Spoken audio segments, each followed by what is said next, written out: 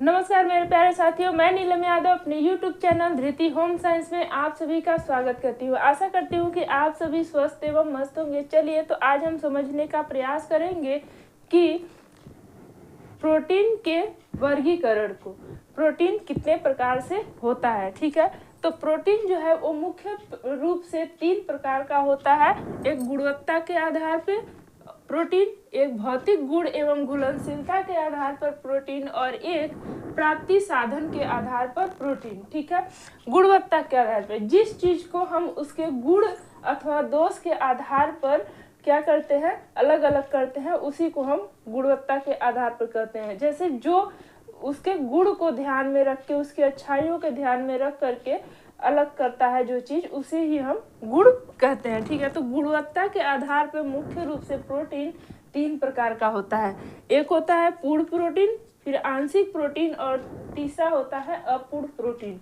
ठीक है, अब आता है भौतिक गुण एवं घुलनशीलता के आधार पे। जो चीज हमें दिखाई दे प्रत्यक्ष रूप से, उसे हम क्या कहते हैं, भौतिक है, जिसे हम छू सकते हैं, देख सकते हैं, सब कुछ। ठीक है, और जो घुल जाए उस प्रोटीन को हम घुलनशीलता के आधार पर प्रोटीन कहते हैं। तो ये भी मुख्य रूप से 3 प्रकार का होता है, साधारण, संयुग्मी और व्युत्पत्ति प्रोटीन। ठीक है, अब आता है कि प्राप्ति साधन के आधार पे, यानी कि किसी भी चीज को हम किस माध्यम से प्राप्त कर रहे हैं, उस चीज के आधार पे हम उसका वर्गीकरण करते हैं।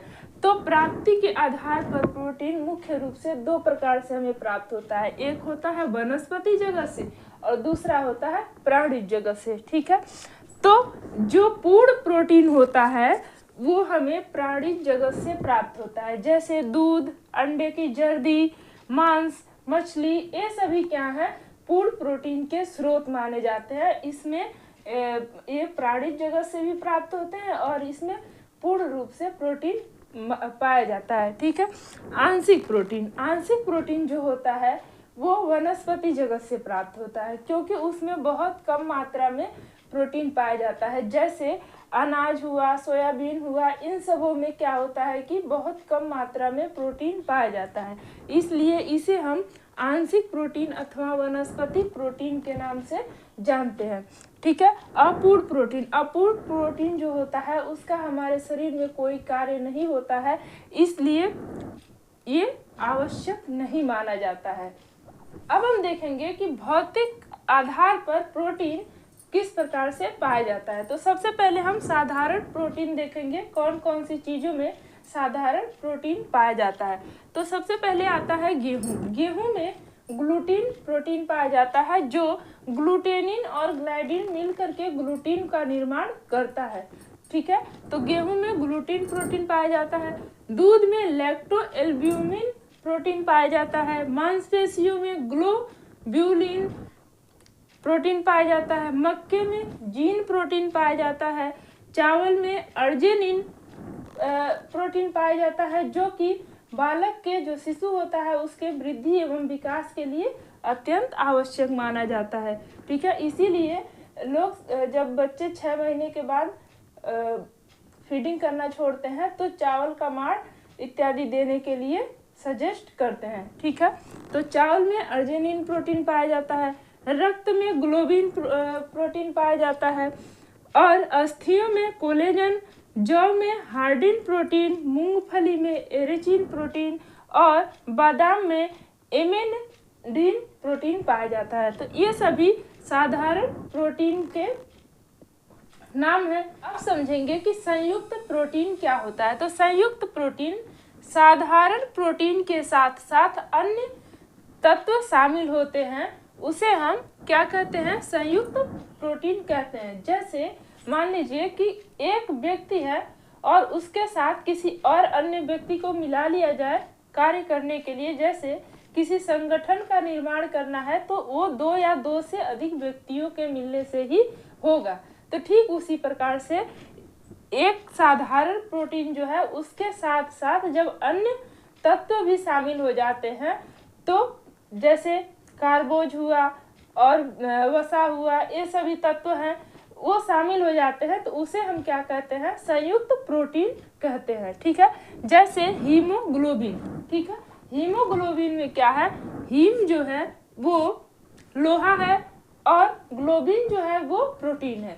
जैसे जो रक्त की प्रोटीन होती है उसे हम ग्लोबिन कहते हैं, ठीक है। ये जो ग्लोबिन है उसे ही हम प्रोटीन कहते हैं, यानी कि जो हीमोग्लोबिन में ग्लोबिन है वो प्रोटीन है और हीम जो है वो लोहा है, यानी कि आयरन है। तो इस प्रकार से हीमोग्लोबिन क्या है, एक संयुक्त प्रोटीन है, ठीक है। ये एक तत्व है हीम और ये क्या है, ग्लोबिन एक प्रोटीन है। तो इस तरह से एक तत्व और एक प्रोटीन दोनों मिलकर के संयुक्त प्रोटीन का निर्माण किए, ठीक है। इसी प्रकार से और भी उदाहरण देखेंगे हम लोग। ग्लाइकोप्रोटीन, ग्लाइकोप्रोटीन में क्या है, एक साधारण प्रोटीन है और दूसरा कार्बोज है जो मिलकर के संयुक्त प्रोटीन का निर्माण करता है, ठीक है। इसी प्रकार से न्यूक्लियोप्रोटीन, लाइपोप्रोटीन, फास्फोप्रोटीन, लाइसिथोप्रोटीन, ये सभी क्या हैं, संयुक्त प्रोटीन के उदाहरण हैं, ठीक है। ये सभी जो है वो बहुत बहुत इम्पोर्टेंट है, क्योंकि कहीं ना कहीं किसी न किसी एग्जाम में जरूर पूछे गए हैं। देखेंगे व्युत्पन्न प्रोटीन। व्युत्पन्न प्रोटीन जिसका अर्थ ही होता है दो खंडों में विभाजित होना, ठीक है। ऐसी प्रोटीन जिसमें भौतिक या रासायनिक अथवा किसी एंजाइम की प्रतिक्रिया होती है उसे हम क्या कहते हैं, व्युत्पन्न प्रोटीन कहते हैं। जो भोजन को सरल क्रिया में बनाता है, यानी कि भोजन को और सरल रूप से तोड़ने का कार्य करता है, उसे ही हम व्युत्पत्ति प्रोटीन के नाम से जानते हैं, ठीक है। जैसे दूध, दूध जब हम पीते हैं तो वो क्या होता है, हमारे शरीर में जाता है और वो रेनिन से प्रतिक्रिया करता है जिसके फलस्वरूप फट जाता है, ठीक है। कभी भी आप देखिएगा अगर दूध पीने के एक आधे या एक घंटे बाद अगर वॉमिटिंग होती है तो वो फटे हुए रूप में निकलता है। वो कैसे, क्योंकि ये जो रेनिन है उसी से प्रतिक्रिया करता है और वो फटे हुए रूप में निकलता है, ठीक है। तो इस प्रकार से वो क्या होता है, टूटता है। टूटने के पश्चात वो पचने का कार्य करता है, मतलब कि जो रेनिन एंजाइम है वो क्या करता है, उसको दूध को और सरल फॉर्म में तोड़ करके और उसे सरल तरीके से पचने के लिए भेज देता है, ठीक है। इसी तरह से जो लैक्टोबैसिलस जीवाणु होते हैं वो क्या करते हैं, दूध को दही बनाने में मदद करते हैं, ठीक है। तो इसी तरह से और भी उदाहरण देखेंगे। प्रोटियोजेज, पेप्टोन्स, पेप्टाइड, ये सभी क्या है, व्युत्पन्न प्रोटीन के उदाहरण है। इसमें कुछ न कुछ भौतिक अथवा रासायनिक क्रिया अथवा प्रतिक्रिया के फल स्वरूप ये क्या करते हैं, भोजन को सरल फॉर्म में तोड़ करके हमारे शरीर को पचने योग्य बनाने का कार्य करते हैं। तो ये है व्युत्पन्न प्रोटीन, ठीक है।